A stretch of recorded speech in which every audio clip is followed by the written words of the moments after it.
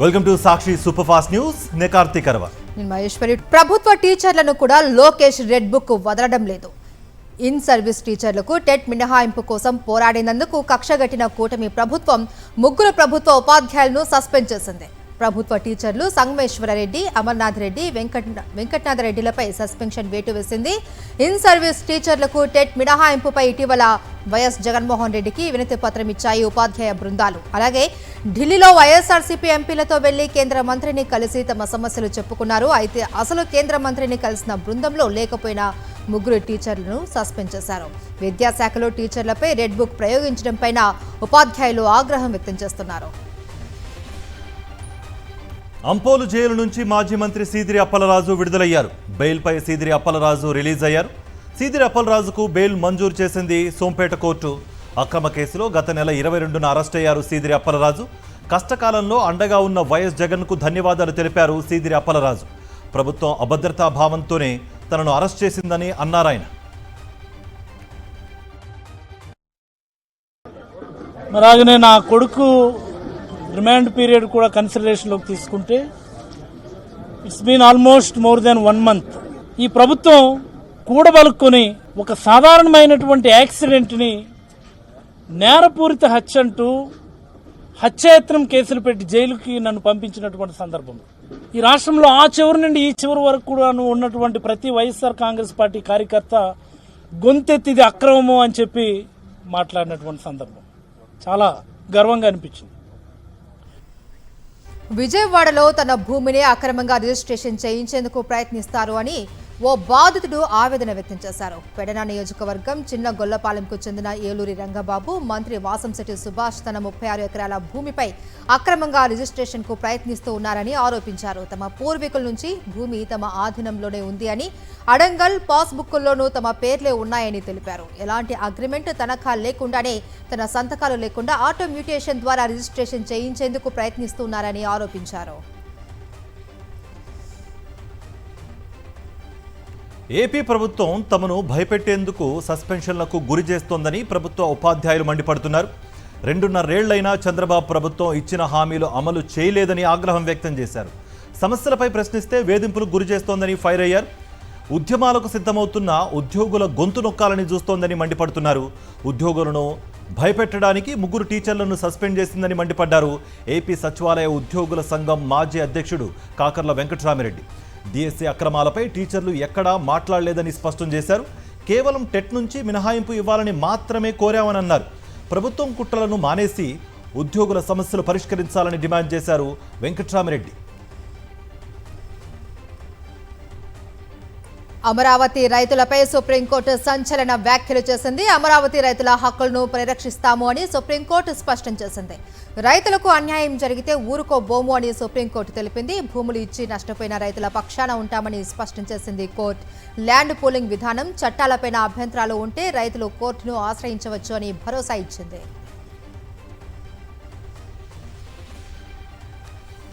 అమరావతిలో సీఎం చంద్రబాబు చేసిందేమీ లేదని మాజీ మంత్రి అంబటి రాంబాబు ధ్వజమెత్తారు. చంద్రబాబు చెప్పినట్లుగా అమరావతి అద్భుత నగరం కాదని, అమరావతి అంటే అవినీతి, దోపిడీ అని ఆయన వ్యాఖ్యానించారు. చంద్రబాబు నాయుడు గారు 2014లో అధికారంలోకి వచ్చిన దగ్గర నుంచి ఇప్పుడు వరకు సుమారుగా ఆయన 7 సంవత్సరాలు పరిపాలన చేశాడు. 7 సంవత్సరాల్లో ఏది పరిపూర్ణంగా పూర్తయినటువంటి సందర్భం లేదు. It is a utter failure. ఏ విధమైన అభివృద్ధి అమరావతిలో లేదు. అమరావతి అంటే అద్భుతమైన నగరం కాదు అది. అమరావతి అంటే దోపిడీ, అమరావతి అంటే అవినీతి అని చాలా స్పష్టంగా అర్థమవుతుంది. అనంతపురం రూరల్ పోలీస్ స్టేషన్ వద్ద ఉద్రిక్తత కొనసాగుతోంది. న్యాయవాది గౌతమ్ రాజుపై సీఐ శ్రీకాంత్ యాదవ్ దాడి చేశారు అని ఆరోపిస్తూ న్యాయవాదులు ఆందోళనకు దిగారు. 8 గంటలుగా పోలీస్ స్టేషన్ ఎదుట బైఠాయించి నిరసన వ్యక్తం చేస్తున్నారు. సీఐ శ్రీకాంత్ యాదవ్ను సస్పెండ్ చేసి ఆయనపై కేసు నమోదు చేయాలి అని న్యాయవాదులు డిమాండ్ చేస్తున్నారు. అనంతపురం రూరల్ మండలం పాపంపేటలోని మరియమ్మ ఆలయం వద్ద పోలీసులు వాహనాలు తనిఖీలు నిర్వహిస్తుండగా న్యాయవాది గౌతమ్ రాజుకు పోలీసులకు మధ్య వాగ్వాదం జరిగినట్లు తెలుస్తోంది. వాహనానికి సంబంధించిన రికార్డులు చూపించినప్పటికీ పోలీసులు దుర్భాషలాడి తనపై దాడి చేశారు అని గౌతమ్ రాజు ఫిర్యాదు చేశారు. దీంతో ఈ వివాదం తీవ్ర ఉద్రిక్తతకు దారితీసింది.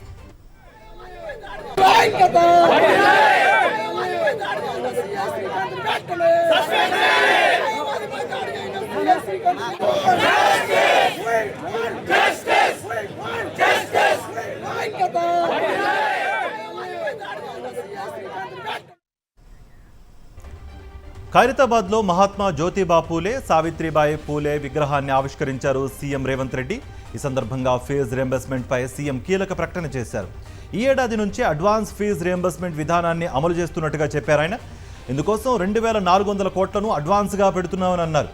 ఈ ఏడాది ఫీజు రియంబర్స్మెంట్ కోసం 250 కోట్లు జమ చేశామని అన్నారు.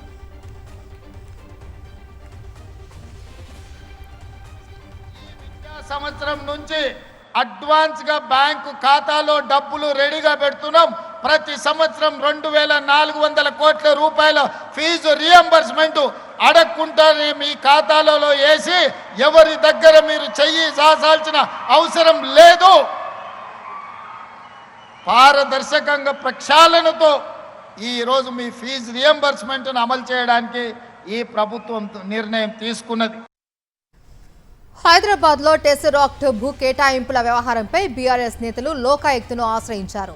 సీఎం రేవంత్ రెడ్డి కుటుంబానికి సంబంధించిన భూ కుంభకోణంగా ఆరోపిస్తూ బీఆర్ఎస్ ఎమ్మెల్సీలు ఎమ్మెల్యేల ప్రతినిధి బృందం లోకాయుక్తకు ఫిర్యాదు చేసింది. సీఎం సోదరుడు కొండలరెడ్డి చైర్మన్గా, సీఎం మేనల్లుడు నయన్ రెడ్డి సీఈఓగా ఉన్న టెసరాక్ట్ కంపెనీకి రంగారెడ్డి జిల్లా రావిర్యాలలో 200 కోట్ల విలువైన భూములను నిబంధనలకు విరుద్ధంగా కేటాయించారు అని బీఆర్ఎస్ ఎమ్మెల్సీ దాసోజు శ్రేవణ్ ఆరోపించారు. 5 ఎకరాల ప్రభుత్వ భూమిని కేవలం 7 కోట్లకే కేటాయించారు అని విమర్శించారు. తెలంగాణ కేబినెట్ కీలక నిర్ణయాలు తీసుకుంది. క్యూర్ పరిధిలో ఇందిరమ్మ ఇళ్లకు భూ కేటాయింపులు చేస్తూ మంత్రివర్గం నిర్ణయం తీసుకుంది. పలు జిల్లాలో కాంగ్రెస్ కార్యాలయాలకు భూ కేటాయింపులు ఆమోదం తెలిపింది. ఇక టీడీఆర్పై కీలక నిర్ణయం తీసుకుంది మంత్రివర్గం. టీడీఆర్ సర్టిఫికెట్ల జారీ బాధ్యతను హెచ్ఎండిఏకు అప్పగించింది.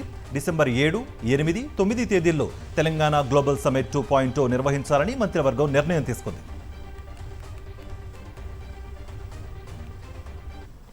జెన్యూన్గా ప్రభుత్వ స్థలాలు కాకుండా ఏవైనా ప్రొహిబిటెడ్ లిస్ట్ లో ఉంటే అది ప్రభుత్వానికి సంబంధించింది అయి ఉండకపోతే, న్యాయస్థానంలో కోర్టులలో ఉండకపోతే అటువంటి వాటిని యుద్ధ ప్రాతిపదిక మీద ఆల్రెడీ ఇప్పటికే గతంలో ఉన్న జీవోలు ఎక్కడెక్కడ ప్రొహిబిటెడ్ లిస్ట్ లో ఉంది, ఎక్కడెక్కడ ప్రొహిబిటెడ్ లిస్ట్ లో లేదు అనేది ఈ రోజు ఈవినింగ్ కల్లా అన్ని వెబ్సైట్లలో కూడా అప్లోడ్ చేసి అది జనరల్ ఇన్స్ట్రక్షన్స్ గా రిజిస్ట్రార్లకి ఎంఆర్ఓలకి ఇన్స్ట్రక్షన్ ఇవ్వడం జరిగింది.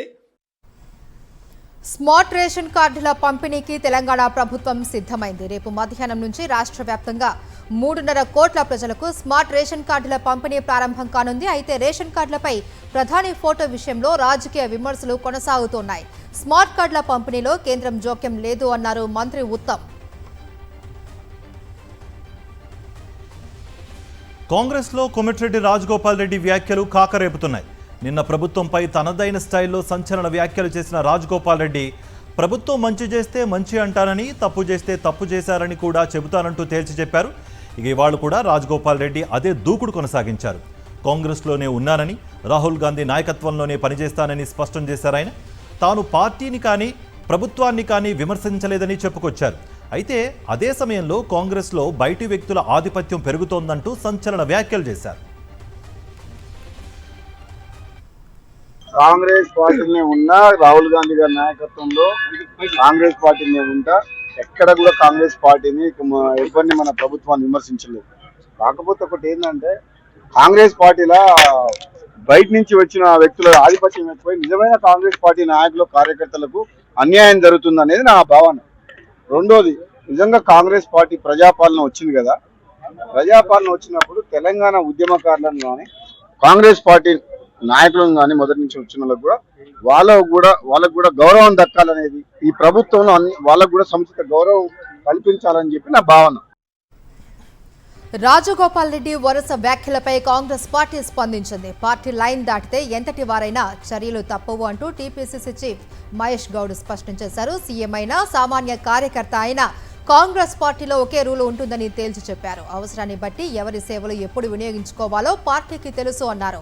రాజగోపాల్ రెడ్డి హద్దుల్లో ఉండాలి అంటూ చిట్చాట్లో స్పష్టమైన సంకేతాలు ఇచ్చారు మహేష్ గౌడ్. తెలంగాణను అవినీతితో భ్రష్టు పట్టిస్తున్నారని మండిపడ్డారు బీజేపీ నేత ఏలేటి మహేశ్వర్ రెడ్డి. రాష్ట్రం మొత్తం 4 మంత్రుల కనుసన్నల్లోనే నడుస్తోందన్నారు. రేవంత్ రెడ్డి, భట్టి, పొంగులేటి, ఉత్తమ్ కలిసి రాష్ట్రం మొత్తం దోచుకుంటున్నారని అన్నారు. 4 అవినీతిపై మిగతా మంత్రులు ఎందుకు స్పందించడం లేదని ప్రశ్నించారు.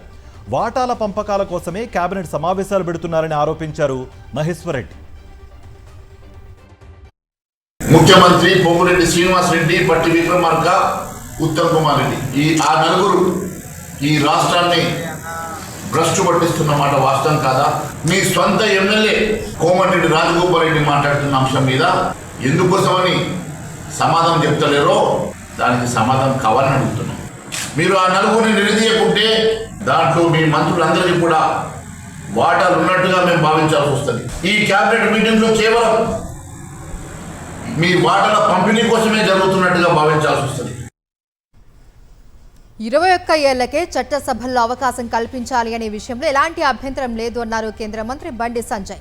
కాంగ్రెస్ కు చిత్తశుద్ధి ఉంటే వచ్చే ఎన్నికల్లో జంజీలకు మాత్రమే ఎమ్మెల్యే, ఎమ్మెల్సీ టికెట్లు ఇవ్వాలి అని డిమాండ్ చేశారు. హైదరాబాద్లో నిర్వహించిన హర్ ఘర్ తిరంగా యాత్రలో కేంద్ర మంత్రి కిషన్ రెడ్డి, బీజేపీ అధ్యక్షుడు రామచంద్రరావు, లక్ష్మణ్, దత్తాత్రేయతో పాటు పలువురు నేతలు పాల్గొన్నారు. 21 సంవత్సరం ఎన్నికల పోటీ ఏదని ఎవరు అంటలేరు. వాళ్ళు తీర్మానం చేస్తున్న సంతోషమే. నేనేమంటున్నా కాంగ్రెస్ పార్టీని ఇవాళ వచ్చే ఎన్నికల్లో 21 సంవత్సరాల జంజీలకు మాత్రమే టికెట్లు ఇవ్వండి. ఇంకా ఎక్కువ ప్రేమ ఉంటే మీద 10 మంది మంత్రులతో రాజీనామా, 10 మంది ఎమ్మెల్యేతో రాజీనామా చేసి జంజీలకు టికెట్లు ఇచ్చి వాళ్ళని గెలిపించి వాళ్ళను మంత్రులు చేయండి. తూర్పుగోదావరి జిల్లాలో డాక్టర్ ప్రియాంక ఘటనపై వైఎస్ఆర్సీపీ నేతలు తీవ్ర నిరసన వ్యక్తం చేశారు. రాజమండ్రి ప్రసాదిత్య మాల్ వద్ద కొవ్వొత్తులు వెలిగించి ప్రియాంకకు నివాళులర్పించారు. మాజీ మంత్రులు కన్నబాబు, తానేటి వనిత, వేణుగోపాలకృష్ణ, మాజీ ఎంపీ భరత్రామ్, ఎమ్మెల్సీ వరదు కళ్యాణి, మాజీ ఎమ్మెల్యేలు వైఎస్ఆర్సీపీ నేతల నిరసనలో పాల్గొన్నారు. ఈ ఘటనకు బాధ్యులైన నిందితులపై కఠిన చర్యలు తీసుకోవాలని, వారిని కాపాడేందుకు ప్రయత్నించిన వారిపైన చర్యలు తీసుకోవాలని డిమాండ్ చేశారు. వాళ్ళు చెరుకు రైతుల సమస్యలను కూటమి ప్రభుత్వం పూర్తిగా విస్మరించింది అని మాజీ మంత్రి గుడివాడ అమర్నాథ్ మండిపడ్డారు. రాష్ట్రంలో చెరుకు రైతులు తీవ్ర ఇబ్బందులు ఎదుర్కొంటూ ఉన్నా ప్రభుత్వం స్పందించడం లేదు అన్నారు. రాష్ట్రంలో ఉన్నటువంటి 6 షుగర్ ఫ్యాక్టరీలని లిక్విడేట్ చేయడానికి ఉన్నటువంటి గోవాడ షుగర్ ఫ్యాక్టరీ పేమెంట్ చేయాల్సినటువంటి పేమెంట్స్కి ఏమో కమిటీ ఆలోచన చేస్తుందని చెప్తూ ఈ ఉన్నటువంటి 6 షుగర్ ఫ్యాక్టరీలని ఏపీఐసి ద్వారా ఇప్పటికే దాని మీద ఉన్నటువంటి అప్పులు ఏవైతే ఉన్నాయో వాటన్నిటినీ కూడా ఏపీఐసి పే చేయడానికి ఈ ఉన్నటువంటి ప్రాపర్టీస్ అన్ని కూడా ఏపీఐసి అమ్ముకునేటువంటి దానికి మీరు నిర్ణయం తీసుకుంటారని చెప్పి జీవో చెప్తా ఉంది. తిరుపతిలో వాసు యాదవ్ అరెస్టుకు వ్యతిరేకంగా వైఎస్ఆర్సీపీ నేతలు, కార్యకర్తలు, యాదవ సంఘాల నేతలు ఆందోళన చేపట్టారు. అలిపిరి పాదాల మండపం వద్ద నిర్వహించిన నిరసనలో ఎమ్మెల్సీ రమేష్ యాదవ్, మాజీ మేయర్ శిరీష, యాదవ సంఘాల నేతలు, కార్యకర్తలు పాల్గొన్నారు. అక్రమ కేసులు పెట్టి వైఎస్ఆర్సీపీ బీసీసీఎల్ రాష్ట్ర వర్కింగ్ ప్రెసిడెంట్ వాసు యాదవ్ను అరెస్ట్ చేశారని ఆరోపించారు. వాళ్ళు నల్గొండ జిల్లా కొండమల్లేపల్లిలో రూపారెడ్డి హత్య మిస్టరీ ఇంకా వీడలేదు. మంగళవారం సాయంత్రం ఓ వ్యక్తి రూపారెడ్డి ఇంట్లోకి ప్రవేశించినట్లు పోలీసులు గుర్తించారు. ఆ తర్వాత కొద్దిసేపటికి అంటే సాయంత్రం 5 గంటలకు రూపారెడ్డి ఇంటికి చేరుకున్నారు. 5 గంటల 17 నిమిషాలకు సదరు వ్యక్తి బయటకు వచ్చి కారులో పారిపోయినట్లు గుర్తించారు. రూపా శరీరంపైన 27 కత్తిపోట్లు గుర్తించారు. సుపారీ ఇచ్చి హత్య చేయించారు అని అనుమానిస్తూ ఉన్నారు. 3 అనుమానితుల్ని అదుపులోకి తీసుకున్న పోలీసులు వారిని విచారిస్తున్నారు. అందులో ఒక జిమ్ ట్రైనర్ ఉన్నట్లు తెలుస్తోంది.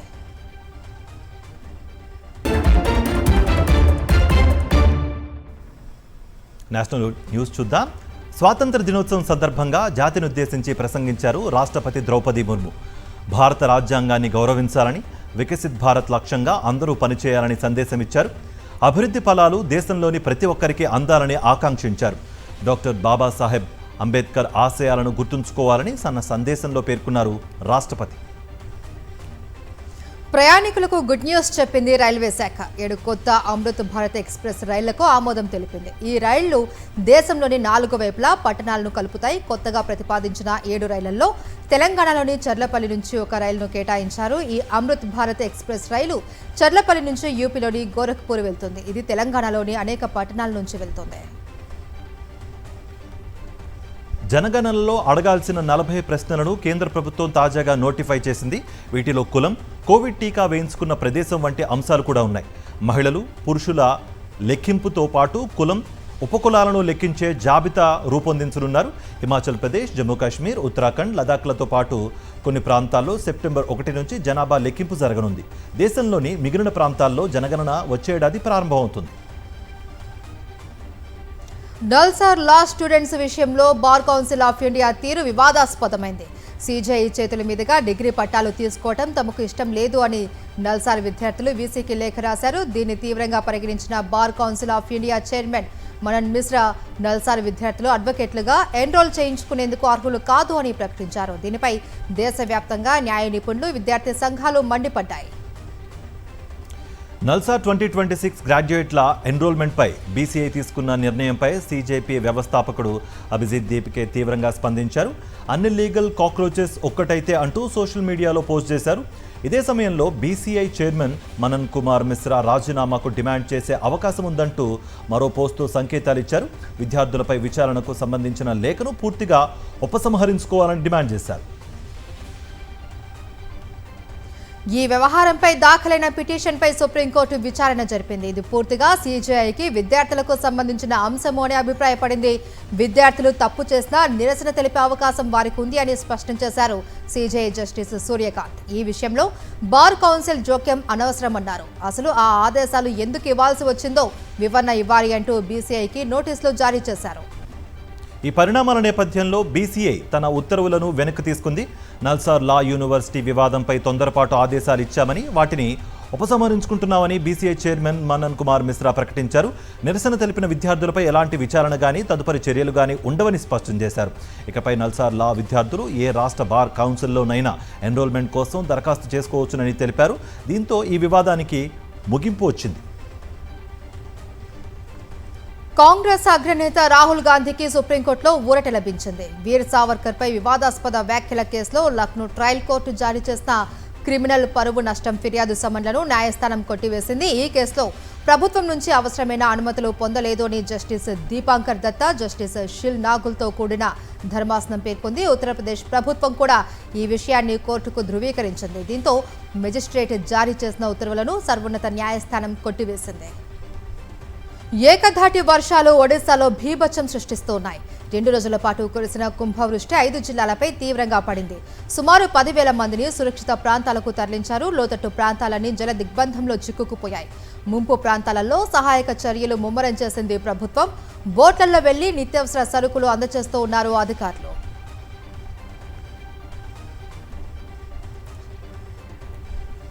రాజస్థాన్ రాజధాని జైపూర్లోని జైట్వారా ప్రాంతంలో రోడ్లు, మురుగునీటి కాలువల దుస్థితిపై స్థానికులు వినూత్న నిరసన చేపట్టారు. ఆస్ట్రోనట్ల తరహాలో దుస్తులు ధరించి ఏకంగా రాకెట్ను తీసుకొచ్చారు. మా ప్రాంతంలో రోడ్లపై ప్రయాణించాలంటే భూమిపై కాదు మరో గ్రహంపై ఉన్నట్లుంది అంటూ ప్రభుత్వ యంత్రాంగంపై వ్యంగ్యాస్త్రాలు సంధించారు. అయితే ఈ నిరసనలో తీసుకొచ్చిన రాకెట్కు చలాన్ విధించిన పోలీసులు దాన్ని స్వాధీనం చేసుకున్నారు. దీంతో రాకెట్ పోయిందని పడవలో ప్రయాణిస్తూ తమ నిరసనను కొనసాగించారు స్థానికులు. అత్యవసరంగా వెళ్లవలసిన సమయంలో విమానం రద్దయితే ప్రయాణికుల ఆగ్రహం ఏ స్థాయిలో ఉంటుందో ఈ ఘటన చూస్తే అర్థమవుతుంది. భువనేశ్వర్ ఎయిర్పోర్ట్లో ఓ మహిళ హంగామా సృష్టించింది. ఇండిగో ఫ్లైట్ రద్దవడంతో ఏకంగా లగేజీ బెల్ట్ పైకి ఎక్కి సిబ్బందితో వాగ్వాదానికి దిగారు. కౌంటర్పై ఉన్న పత్రాలను విసిరికొట్టారు. అనారోగ్యంతో ఉన్న తన బిడ్డ దగ్గరకు వెళ్లాల్సి ఉంది అంటూ ప్రత్యామ్నాయ ప్రయాణ ఏర్పాట్లు చేయాలి అని డిమాండ్ చేశారు. చివరకు సిఐఎస్ఎఫ్ జోక్యంతో పరిస్థితి సద్దుమణిగింది. International news. ఇరాన్ అధ్యక్షుడు మసూద్ పెజాష్కియన్ త్వరలో భారత్తో పర్యటించనున్నారు. వచ్చే నెలలో ఢిల్లీలో జరిగే బ్రిక్స్ సదస్సుకు ఆయన హాజరు కానున్నట్టుగా సంబంధిత వర్గాలు వెల్లడించాయి. 2024లో రష్యాలో జరిగిన బ్రిక్స్ సదస్సు సందర్భంగా మోదీతో ఇరాన్ అధ్యక్షుడు భేటీ అయ్యారు. ఈ ఏడాది బ్రిక్స్ అధ్యక్ష బాధ్యతలను భారత్ స్వీకరించింది. పశ్చిమాసియాలో ఉద్రిక్తతల వేళ ఇరాన్ అధ్యక్షుడి పర్యటన ప్రాధాన్యం సంతరించుకుంది. బలూచిస్తాన్ హోంమంత్రి మీర్ జియావుల్లా లాంగోవ్ కాన్వాయ్పై దాడి జరిగింది. ఈ ఘటనలో 2 భద్రతా సిబ్బంది మృతి చెందారు. ఈ దాడి నుంచి హోంమంత్రి సురక్షితంగా బయటపడ్డారు. కలత్ నుంచి క్వెట్టా వెడుతున్న ఈ కాన్వాయ్ను సాయుధులు లక్ష్యంగా చేసుకున్నారు. కాల్పుల్లో 4 ATF సిబ్బంది గాయపడ్డారు. క్షతగాత్రులను వెంటనే ఆసుపత్రికి తరలించారు. పాకిస్తాన్ స్వాతంత్ర్య దినోత్సవం వేళ ఈ దాడి జరగడం కలకలం రేపుతోంది.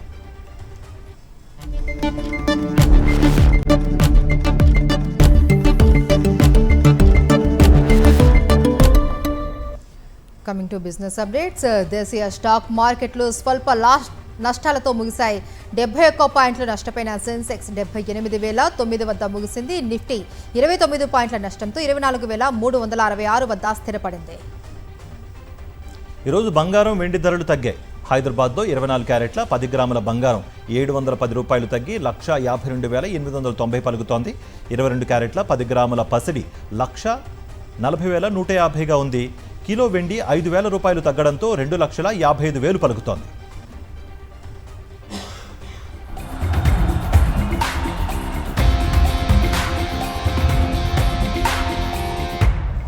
స్పోర్ట్స్ అప్డేట్స్ చూద్దాం. కామన్వెల్త్ గేమ్స్ 2026లో సత్తా చాటిన భారత సైనిక క్రీడాకారులను రక్షణ మంత్రి రాజ్నాథ్ సింగ్ అభినందించారు. వారు సాధించిన విజయాలు దేశానికే గర్వకారణమన్నారు. గ్లాస్గోలో పతకాలు విజయాలు సాధించిన ఇండియన్ ఆర్మీ బృందంతో రాజ్నాథ్ ప్రత్యేకంగా సమావేశమయ్యారు. సైనిక బాధ్యతలతో పాటు క్రీడల్లోనూ అత్యుత్తమ ప్రతిభను కనబరుస్తున్న ఆర్మీ సిబ్బందిని రక్షణ మంత్రి అభినందించారు. Right, that's all in super fast news. Next magazine story ప్రసారమవుతుంది. Stay with us.